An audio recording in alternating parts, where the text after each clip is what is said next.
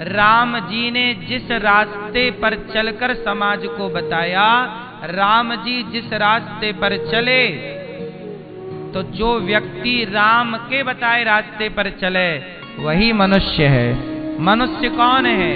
सभी में बांट कर खाए उसे इंसान कहते हैं, पराया दर्द अपनाए उसे इंसान कहते हैं। यूं भरने को पक्षी भी अपना पेट भरते हैं, सभी में बांट कर खाए उसे इंसान कहते हैं। इंसान कौन है? जो सब में बांट कर खाए, जो सबकी सेवा करे, वो मनुष्य है। इसलिए आप लोग सेवा करते रहना, अपने माता की, अपने पिता की, अपने बुजुर्गों की सेवा जरूरी है। सेवा करने वाले को, दयावान व्यक्ति को मनुष्य कहते हैं। राम के बताए रास्ते पर जो चले वही मनुष्य है। इसलिए आप मनुष्य तो दिख रहे हैं, आज के युग में मनुष्य जैसे दिखने वाले पुतले बहुत हैं।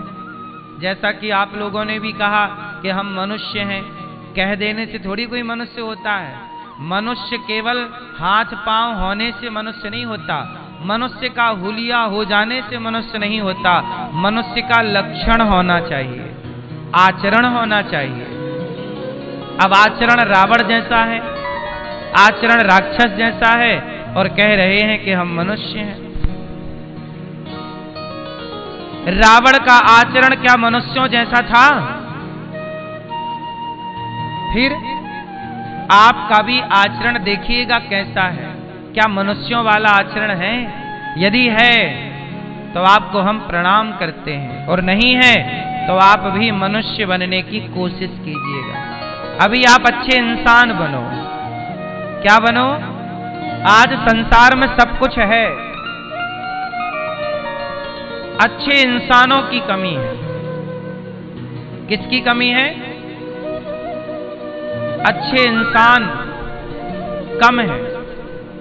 इंसानों के रूप में भेड़िए हैं, इंसानों के रूप में दिन भर लड़ने वाले कुत्ते हैं, इंसानों के रूप में अभिमान करने वाले ऊंट हैं। कहते नहीं, आया ऊंट पहाड़ के नीचे, ऊंट को लगता है मेरे से ऊंचा कोई नहीं है। पहाड़ देखकर लगता है कि नहीं जी ये तो मेरे से भी ऊंचा है। तो आज इंसानों के रूप में कुछ अभिमानी ऊंट हैं, तो कुछ लड़ने वाले कुत्ते हैं, तो कुछ गधे हैं। इंसान कौन है? जो इंसान, देखो मानव शरीर मेरा जो है ये मुझे भगवान ने दिया है, और मैं बहुत कम समय के लिए मनुष्य बना हूं। 100 साल अधिक से अधिक आपकी आयु है। 100 साल कोई बहुत लंबा टाइम पीरियड नहीं होता। क्यों? आप कितने साल के लिए हो? अधिक से अधिक 100। 100 जियोगे नहीं, 80-90 में आपकी कहानी हो जाएगी। आपकी अधिक से अधिक आयु 100 साल की है। चलो 100 साल पूरा भी मैं जोड़ूं तो आप बताओ कि इन 100 सालों में आपने क्या पाया, क्या किया? सारी जिंदगी आकर के निंदा चुगली करते रहे, छल कपट करते रहे, पेट भर के खाया, नींद भर के सोया, बच्चे पैदा किए। तो खाना तो कुत्ता भी खाते हैं, सोना तो बिल्ली भी जानती है, और बच्चे पैदा करने तो कुत्तों को भी आते हैं। तो बच्चा ही पैदा किया, खाया ही, सोया ही, तो फिर मानव होने की सार्थकता क्या है? आप मनुष्य बन के क्या पाए? कुछ अलग से तो किया नहीं। क्यों भैया? आपने मनुष्य होकर क्या किया बताओ? अरे मनुष्य होकर आपने किसी की सेवा नहीं की तो क्या किया? अपना पेट और अपने परिवार का पेट तो कुत्ते बिल्ली भी भरते हैं। आप सारी जिंदगी अपना ही तो पेट भरते हो, और अपना भी पेट भरते हो तो दूसरों के पेट की रोटियां छीन लेते हो, दूसरों की निंदा करते हो। इन 100 सालों में ये सब ना करो। इन 100 सालों में क्या करना चाहिए? मानव जीवन मिला है, आओ समाज की सेवा करते हैं, निस्वार्थ भाव से सेवा करते हैं। आप यदि डॉक्टर हैं तो आप डॉक्टर होके पैसा कमा रहे हैं, पैसा कमा रहे हैं डॉक्टर होके, तो तो पैसा कमा लेना कौन सी बड़ी बात है? क्या आप डॉक्टर पैसा कमाने के लिए बने हैं? काश आप डॉक्टर समाज की सेवा के लिए बने होते तो पैसा तो कमाते, पर भाव बदल जाता कि नहीं जी, मैं पैसा नहीं, पैसा तो मिलेगा ही, पर कोई भी मरीज आए तो उस मरीज को बचाना, उसे स्वस्थ करना, ये मेरी पहली जिम्मेदारी होनी चाहिए। ना कि पहली जिम्मेदारी पैसा कमाना हो कि जी पहले पैसा दो, तुम मरो जियो तुम जानो। लेकिन आज आपने देखा होगा डॉक्टर कुछ तो ऐसे हैं जो सेवा कर रहे हैं, लेकिन कुछ तो पैसे ही कमा रहे हैं। बोलो हाँ।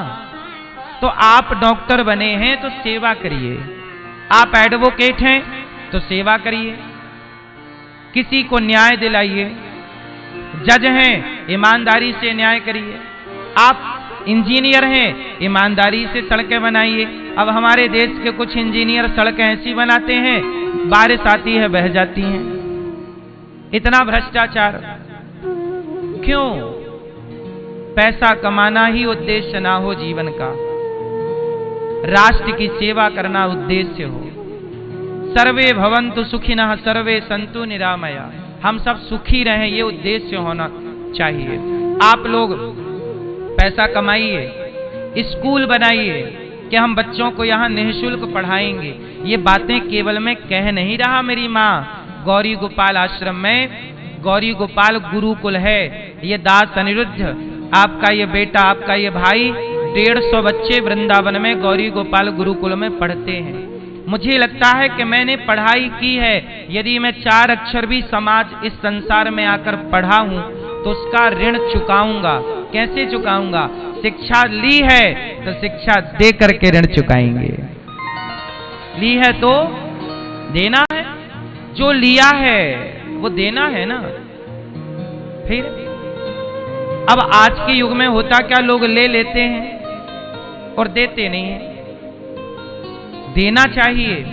आजकल ईश्वर को भी लोग धन्यवाद नहीं देते। लोग कहते हैं भगवान की पूजा क्यों करें? क्यों करो? अच्छा एक बात बताओ, आपने जंगल में हिरन को पानी पीते देखा है? कैसे पीता है? मैया, जंगलों में हिरन पानी पीता है। कैसे पीता है? सबसे पहले तो पानी पीने के लिए उसे बहुत मेहनत करनी पड़ती है, ढूंढना पड़ता है कि पानी है कहाँ। फिर वो पानी तक पहुंच भी जाए तो उसे खतरा रहता है कि कहीं पानी के भीतर मगर ना हो, कहीं मैं पानी पी रहा हूं पीछे से शेर ना आके पकड़ ले। वो डरता हुआ पानी पीता है। कई बार उसकी प्यास नहीं बुझती और वह किसी का भोजन बन जाता है। बोलो हाँ, ये बात सही है कि गलत है? हाँ या ना? फिर सोचिए कि चाहे जंगल का हिरन हो या जंगल का कोई भी पशु पक्षी हो, वो डर में रहते हैं कोई हमारा शिकार ना कर ले। लेकिन आप कितने सुखी हैं, आपको इस बात का डर नहीं है। जब आप पानी पीते हैं तो आपको कोई डर नहीं होता, तो आप निश्चिंत होकर पानी पी रहे हैं। तो बताओ, हिरन से आपकी जिंदगी बेहतर है कि नहीं? जबकि हिरन को भी ईश्वर ने बनाया है, आपको भी ईश्वर ने बनाया है। इसका मतलब ये हुआ कि 84 लाख योनियों में सबसे अच्छा शरीर, सबसे अच्छा जीवन परमात्मा ने आपको दिया है। इसलिए आपकी जिम्मेदारी ज्यादा है कि आप राष्ट्र की सेवा, समाज की सेवा के लिए कुछ अच्छे काम करें आप, क्योंकि आप ही कर सकते हैं। हम कुत्तों से नहीं कह सकते कि तुम अच्छे काम करो, हम बिल्ली से नहीं कह सकते कि बिल्ली अच्छा काम करे।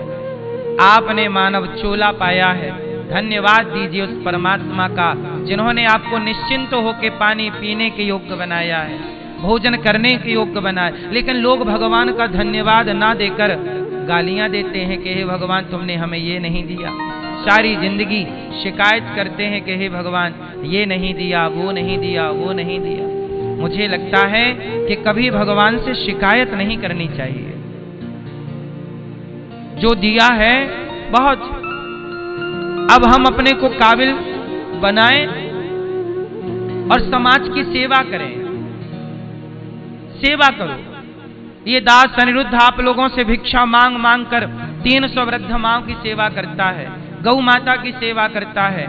एक विद्यालय बनाने का मेरा मन है, कक्षा 1 से लेकर 12वीं तक सीबीएसई बोर्ड का, जहां केवल शिक्षा ना होगी, संस्कार होंगे, और सीबीएसई बोर्ड की शिक्षा बच्चों को निःशुल्क दी जाएगी गौरी गोपाल भगवान की ओर से।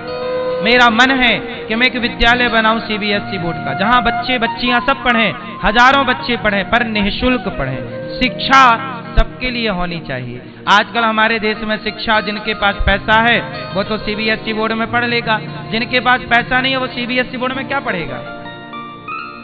शिक्षा में भी तो भेदभाव है ना हमारे देश में। वो भेद को मैं मिटाना चाहता हूं। मैं कर पाऊंगा नहीं कर पाऊंगा वो अलग विषय है, लेकिन मैं सोच तो रहा हूं। क्यों मेरी मां?